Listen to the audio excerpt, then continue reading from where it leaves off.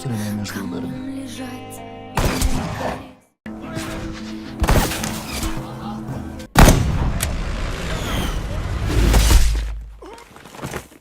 Halo semua, selamat datang di alur cerita film A4 Movie. Gimana kabar kalian hari ini? Semoga sehat selalu dan dimudahkan segala urusannya. Pada episode kali ini Mimin mau ngebahas alur cerita film sniper paling fenomenal nih guys. Konon katanya film sniper ini adalah film terbaik yang pernah dibuat dalam sejarah film persniperan. Film ini diangkat dari sebuah kisah nyata yang menceritakan seorang penembak jitu wanita asal Ukraina yang tergabung dalam pasukan Baret Merah Soviet. Penembak ini bernama Ludmila Pavlichenko yang tercatat telah menghabisi musuh sebanyak 209 orang dengan senjata SVT-40 dan Mosin Nagant M1891. Ya udah, tak usah berlama-lama lagi, mari kita masuk ke filmnya. Semoga.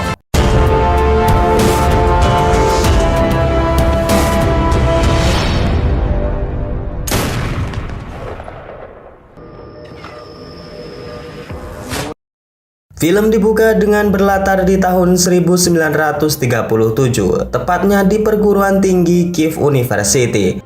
Terlihat beberapa calon mahasiswa baru yang nampak gembira karena nama mereka lolos masuk ke perguruan tinggi. Di antara mereka terdapat seorang gadis cantik yang bernama Ludmila. Ia nampak bangga karena namanya tercatat di nomor 1 dan masuk di Fakultas Sejarah.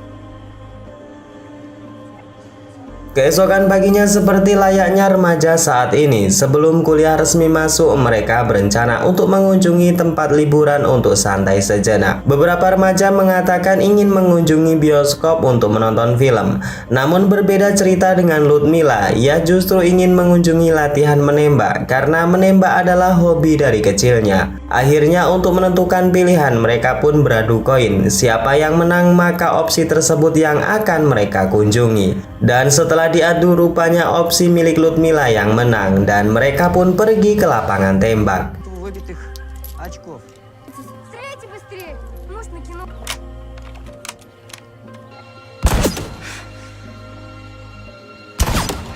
Tak diduga setelah melakukan tembakan, Ludmila yang paling banyak mengenai sasaran dan mendapatkan poin tertinggi mengalahkan ketiga rekan laki-lakinya. Salah seorang teman Ludmila nampak kesal dan meminta instruktur untuk kembali mengecek papan sasaran. Sang instruktur lalu mengatakan jika tidak percaya silakan lihat sendiri, dan memang benar hasil tembakan Ludmila yang paling on point. Scene kemudian maju di saat perkuliahan pertama dilaksanakan. Di sana dosen pengajar memanggil Ludmila dan memerintahkan untuk pergi ke ruangan rektor. Usut punya usut, di ruangan rektor sudah ada perwira tinggi Soviet yang saat itu tengah membaca biodata Ludmila. Terungkap jika Ludmila memiliki seorang ibu yang merupakan guru bahasa Inggris, sedangkan sang ayah adalah perwira di Satuan Polisi Rahasia Uni Soviet. Maksud dan tujuan Pak Perwira memanggil Ludmila adalah karena ia mendapatkan laporan dari instruktur tembak yang mengatakan jika Ludmila sangat berbakat dan berpotensi menjadi seorang sniper yang sangat mematikan. Ludmila mendapatkan tawaran untuk mengikuti pelatihan khusus sniper pasukan Baret Merah selama 6 bulan dan setelah itu boleh melanjutkan kuliahnya. Ludmila yang masih bingung tidak memutuskan untuk bersedia. Ia justru mengatakan apa resiko jika ia menolak tawaran tersebut. Sang perwira lalu mengatakan tidak ada konsekuensi apapun jika Ludmila menolak tawaran ini. Namun Ludmila sebaiknya memikirkan lagi karena untuk mendapatkan pelatihan khusus sniper Baret Merah tidak sembarang orang dan itu sangat terkhusus. Setelah meminta izin dengan kedua orang tuanya, akhirnya Ludmila memilih untuk mengambil tawaran tersebut. Ia dan calon sniper pasukan Baret Merah diberikan pelatihan yang sangat keras dan juga disiplin. Понимаете, отступаем! И несем огромные потери! Убита! Отхлященная задница! Отличная мишень! Давай! Александр, быстрее!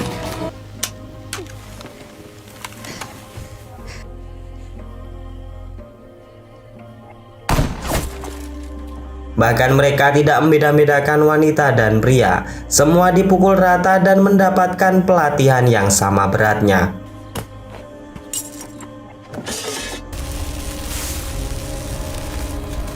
Pelatihan yang direncanakan akan usai 6 bulan ternyata belum juga selesai. Hal ini dikarenakan meletusnya perang yang tidak terduga dengan diawali serangan blok poros yang terjadi di awal bulan Juni 1941.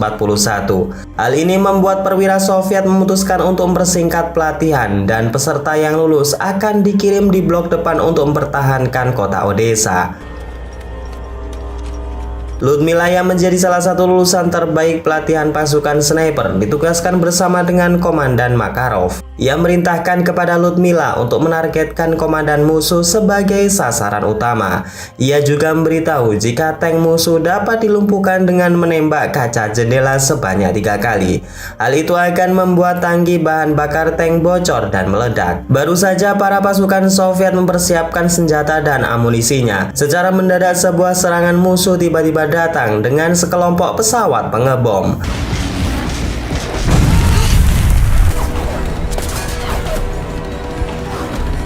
Tak lama kemudian serangan musuh disusul dengan pasukan tank baja yang terus memberondong pasukan Soviet.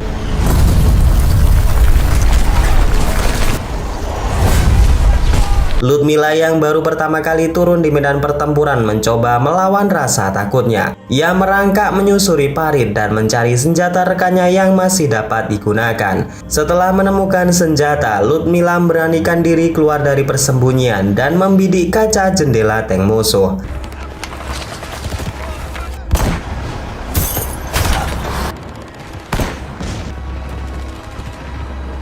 Dengan dibantu oleh Kapten Makarov, akhirnya tank musuh dapat dilumpuhkan. Ludmila kemudian mencari target utamanya, yaitu komandan musuh. Di sana nampak Ludmila ragu untuk mengambil keputusan dalam menembak. Jelas saja hal ini dikarenakan ia belum pernah menembak sasaran hidup, apalagi yang ia tembak adalah seorang manusia.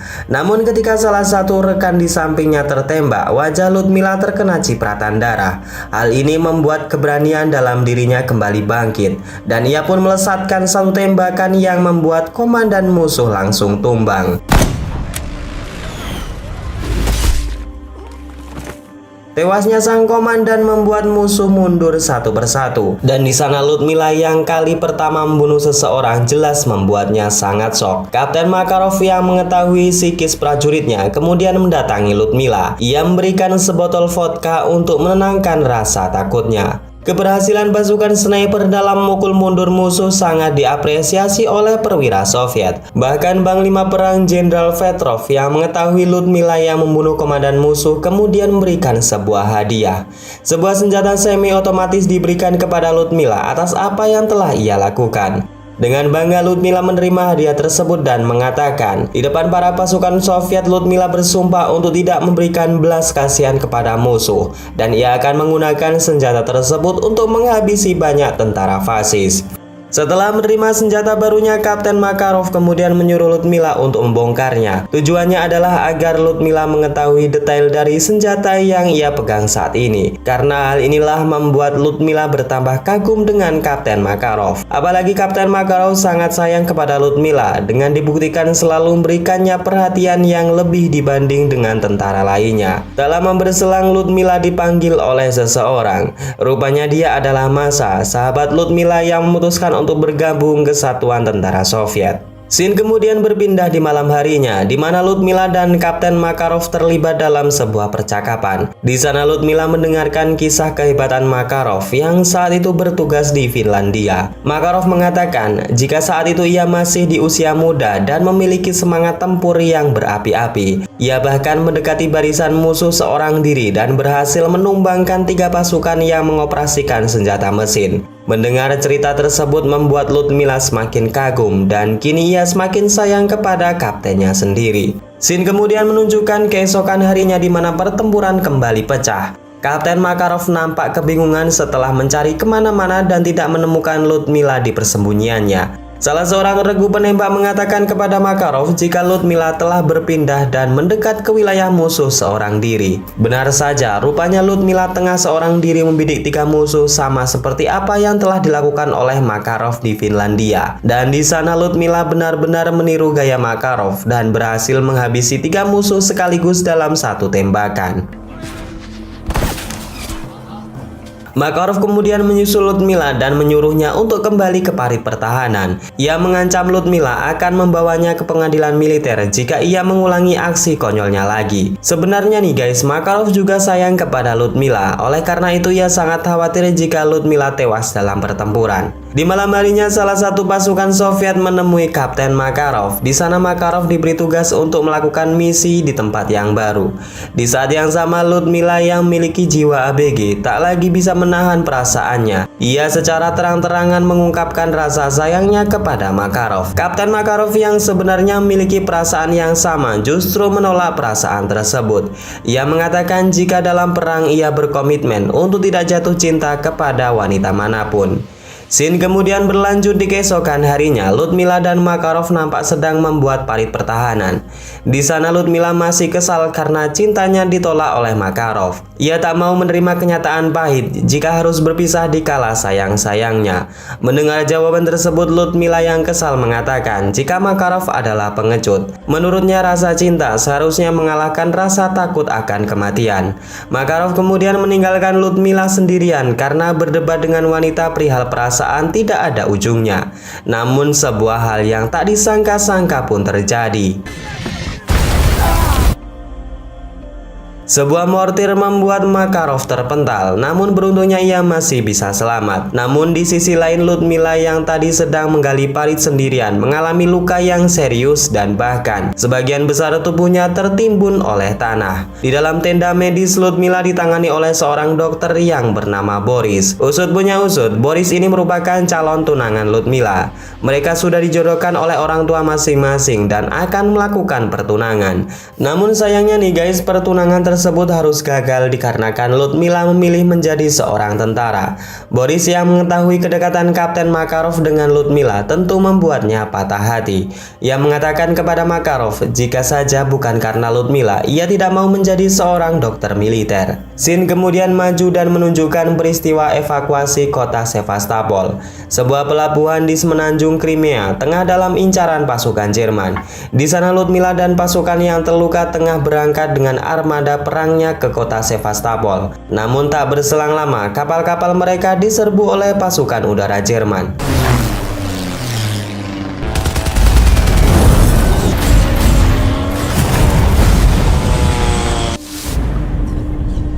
Beruntungnya bantuan tak berselang lama datang. Pasukan udara Soviet berhasil menumbangkan beberapa pesawat Jerman dan memukul mundur pesawat mereka.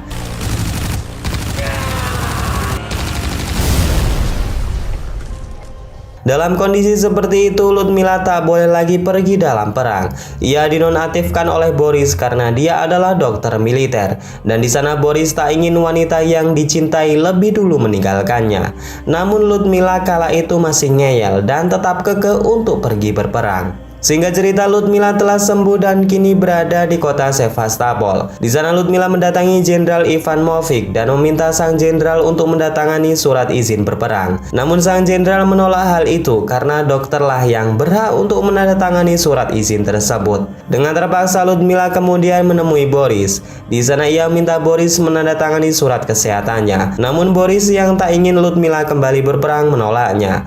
Baginya kedatangannya ke sini untuk membawa kembali Ludmila dan melanjutkan hubungannya yang tertunda. Di saat yang sama Ludmila mendapatkan kabar jika pasukan di baris depan telah kembali dari medan pertempuran. Seorang utusan Kapten Makarov kemudian mendatangi Ludmila. Ia memberikan senjata milik Kapten Makarov, dan itu artinya sang kapten telah tewas di medan pertempuran. Mendengar hal itu, remuk sudahlah pengharapannya karena laki-laki yang sangat ia sayangi telah meninggal. Dan benar kata Kapten Makarov, jika kenyataan pahit adalah harus berpisah dengan orang yang sangat ia sayangi. Ludmila kemudian menemui Boris dengan raut muka yang masam. Ia dengan memaksa minta Boris untuk menandatangani surat kesehatannya. Boris yang sudah tidak memiliki alasan lain kemudian memberikan izin dengan catatan Ludmila harus berjanji tetap hidup dan mereka akan melangsungkan tunangan mereka yang sudah tertunda. Setelah diberikan izin berperang, Ludmila kembali diterjunkan dalam sebuah misi pengintaian. Ia akan berpasangan dengan pengganti Makarov yang bernama Kapten Leonid. Keesokan harinya Ludmila dan Leonid menjalani misi untuk pertama kali. Mereka melihat salah satu musuh tengah memasang sebuah ranjau. Berbeda dengan misi sebelumnya, Ludmila yang sangat dendam kepada musuh tidak langsung menembak kepala targetnya, melainkan ia menembak kaki dan tangannya seakan-akan untuk memberikan siksaan kepada musuh sebelum ajal menjemputnya. Melihat hal itu, Leonid nampak kesal dengan Ludmila. Ia pun kemudian menembak kepala musuh untuk mengakhiri penderitaannya. Melihat tindakan Leonid, Ludmila nampak kesal. Ia mengatakan musuh tidak seharusnya menemui kematian dengan mudah karena mereka telah membunuh banyak rekan-rekannya. Leonid kemudian mengatakan jika perang tidak melulu dengan kematian dan balas dendam, masih ada hidup yang harus mereka perjuangkan dan mereka tidak boleh terlalu larut dalam kepedihan. Setelah tugas pertamanya berhasil, Leonid dan Ludmila kembali ditugaskan untuk menghabisi sniper musuh yang bersembunyi di perbukitan. Dan kembali lagi, Ludmila yang bersama Leonid berhasil menghabisi sniper musuh dengan mudah.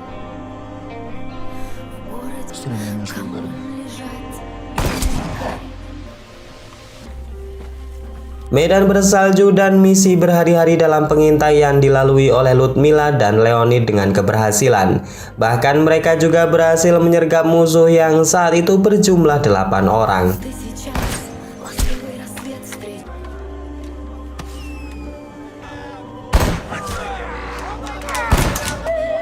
Singkat cerita, pasukan Jerman dipukul mundur dari kota Sevastopol.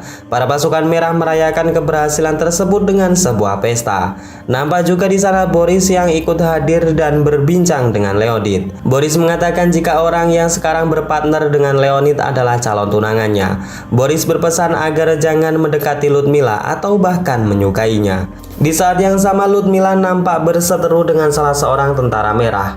Di sana Leonid dengan gagah perkasa membela Ludmila dan memukul prajurit tersebut. Nampaknya nih guys, apa yang menjadi kekhawatiran Boris benar-benar terjadi. Leonid telah menyukai Ludmila dan bahkan ia mencium Ludmila di depan para pasukan merah. Dan ternyata Ludmila dan Leonid telah menjalin sebuah hubungan. Hal ini dikarenakan kedekatan mereka dalam bertugas, sering bersama melindungi satu sama lain. Dan karena Leonid lah Ludmila dapat move on dari Kapten Makarov.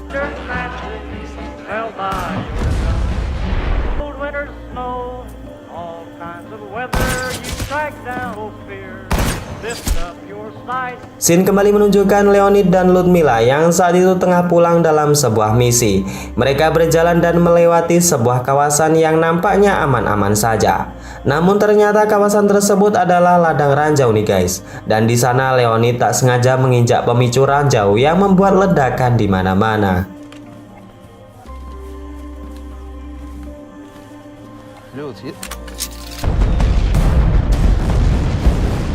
Leonid melindungi efek ledakan dengan badannya sendiri. Namun karena hal itulah punggungnya hancur dan Ludmila mati-matian membawa Leonid kembali ke kamp pasukan Soviet. Setelah mendapatkan pertolongan medis dari pasukan Soviet, Leonid yang sudah kehilangan banyak darah tak bisa ditolong lagi. Di sana Ludmila yang histeris harus menerima kenyataan pahit untuk kedua kalinya, di mana ia kehilangan orang yang sangat ia cintai. Ketika sudah siuman, Ludmila tersadar jika saat ini Boris telah merawatnya. Di sana Boris menyesal telah memberikan izin kepada Ludmila untuk kembali berperang. Oleh sebab itu kali ini Boris tidak akan memberikan kesempatan lagi dan Ludmila resmi dinonaktifkan.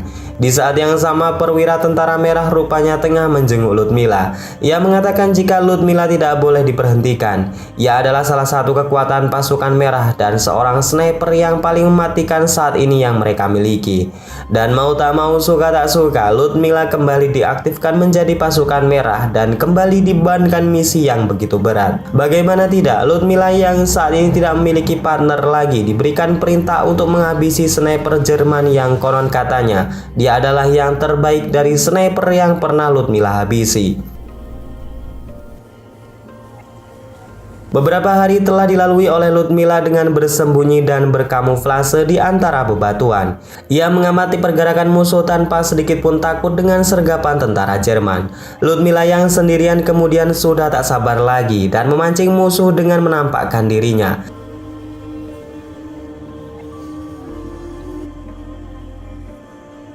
Secara langsung musuh yang mengetahui pergerakan Ludmila langsung membidiknya.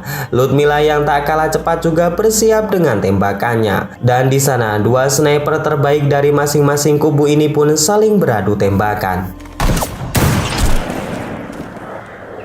Ludmila terkena tembakan di dada bagian kirinya, sedangkan musuh dapat ditumbangkan oleh Ludmila dengan tembakan headshot.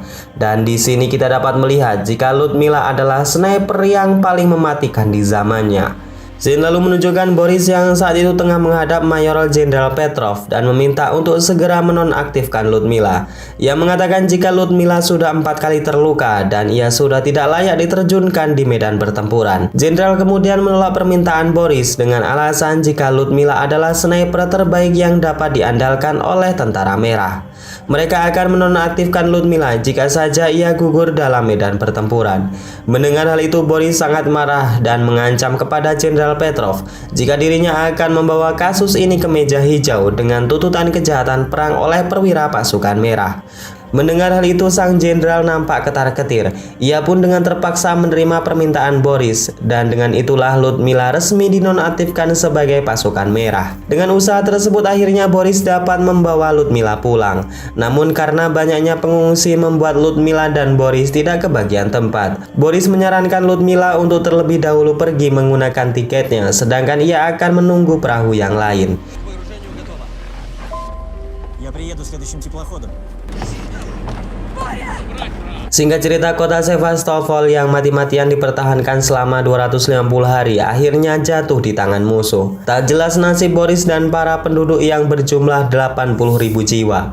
Ada yang mengatakan mereka dibunuh dan tertangkap oleh Jerman lalu dijatuhi hukuman mati. Namun secara tidak langsung Boris telah menyelamatkan Ludmila, orang yang sangat ia sayangi. Scene kemudian berlanjut di 1 tahun kemudian, tepat di Gedung Putih, Ibu Negara tengah melakukan pertemuan dengan delegasi mahasiswa bekas prajurit pasukan merah. Di sana Ibu Negara sangat kagum setelah mendengar penjelasan Ludmila. Bagaimana tidak, ia mengatakan dengan sebenar-benarnya jika ia telah menghabisi sebanyak 309 tentara musuh dengan menggunakan senjata sniper. Dan dari sinilah Ibu Negara sangat simpatis kepada Ludmila dan mereka menjalin hubungan pertemanan. Di sebuah momen saat Ibu Negara mengajak Ludmila pergi ke rumahnya dan mereka tengah memasak makanan. Namun secara tak sengaja Ibu Negara menjatuhkan sebuah penggorengan dan membuat Ludmila menjadi sangat shock. Ia sangat ketakutan saat mendengar suara benda yang terjatuh karena ia teringat dengan bom-bom yang pernah ia dengar di medan pertempuran. Di sana Ibu Negara mencoba menjalin hubungan layaknya ibu dan anak, dan Ludmila merasa tersentuh setelah ditenangkan oleh Ibu Negara. Singkat cerita, di sebuah pertemuan delegasi mahasiswa prajurit pasukan merah di Chicago, Amerika, Ludmila ditunjuk sebagai perwakilan dan akan menyuarakan pidatonya. Sebenarnya Ludmila telah diberikan teks oleh Partai Komunis Soviet untuk materi pidatonya. Namun ia milih tidak membacanya dan mengatakan apa yang sebenar-benarnya telah terjadi di medan pertempuran. Ludmila mengatakan jika usianya yang saat ini baru 25 tahun, ia telah membunuh 309 jiwa tentara musuh. Ia mengalami banyak pertempuran dan harus melawan rasa takutnya dari kematian. Ludmila mengatakan jika kalian telah lama bersembunyi di balik punggungku dan kalian telah membebankan rasa takut ini kepada seorang wanita. Mendengar hal itu, para delegasi sangat dibuat kagum sekaligus miris oleh Ludmila. Ia mendapatkan tepuk tangan atas jasa yang telah ia lakukan dan dianugerahi sebagai guru besar di pelatihan sniper. Dan singkat cerita, setelah perang berakhir, Ludmila kembali melanjutkan kuliahnya dan ia dianugerahi sebagai pahlawan tentara merah. Scene kemudian berlanjut di 17 tahun kemudian, kita akan diperlihatkan Eleanor yang sudah menjadi mantan ibu negara. Dan saat itu ia berkesempatan berkunjung di kota Moskow. Pengawal pribadinya mengatakan jika ibu Eleanor mendapatkan undangan dari Perdana Menteri Rusia.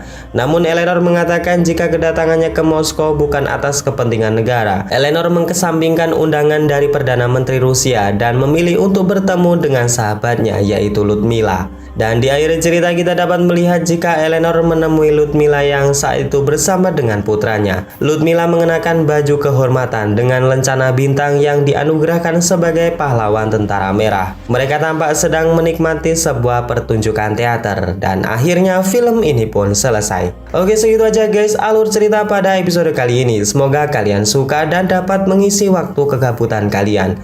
Saya Najwa undur diri. Wassalamualaikum warahmatullahi wabarakatuh.